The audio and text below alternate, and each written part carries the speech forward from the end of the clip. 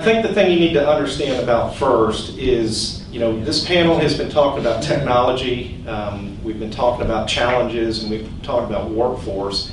FIRST is not an educational entity. We don't educate people. We've had plenty of people that do that, and they do a great job. What FIRST truly does is inspire people. I'm not worried about the student in high school that's in AP Calculus, AP Physics. They've already got their Texas A&M and UT and everybody else that has a good engineering program out there. I'm not worried about that student. They're going to be an engineer. They're going to be a scientist.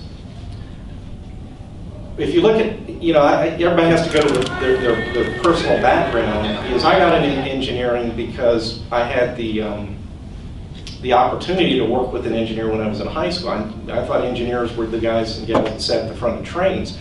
So from an inspiration perspective, you've got a wonderful organization that does things not only in the engineering fields, but it does things like expose high school kids to other working adults. They're not their parents, they're not their teachers. So if you can think about the case in some of these schools, maybe from disadvantaged areas that have never seen an adult that has a job, that gets up at 8, that solves problems, that comes back and can provide role models. So from the inspirations perspective, that's a win-win for everything.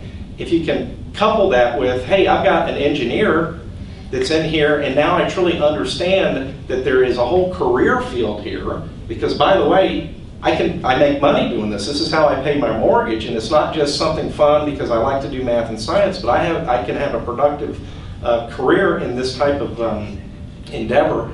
That's the inspiration portion, and to me, going back to what do we do about a dwindling, workforce, and once again, from a Lockheed perspective, I can't outsource. I can't use foreign nationals to do this country's defense work.